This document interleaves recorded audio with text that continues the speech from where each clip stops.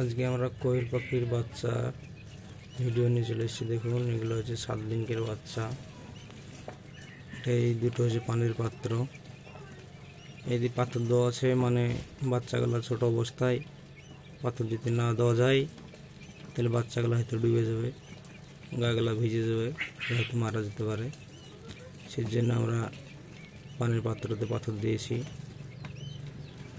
এই যে আমাদের খাবার দেওয়া আছে, খাবার খাচ্ছে দেখুন।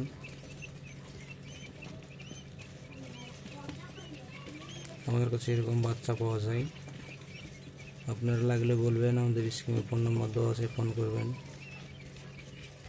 0 থেকে ডিম দেওয়া অবধি বাচ্চা আমাদের কাছে পাওয়া যায়। ডিম দিছে সেগুলো পাওয়া যাবে। যদি ভাবেন যে 0 বাচ্চা নেব, তাও পাবেন। বাচ্চা লাগলে বলবেন, আমাদের স্ক্রিনে ফোন নাম্বার দেওয়া আছে, ফোন নাম্বারে ফোন করে যোগাযোগ করবেন।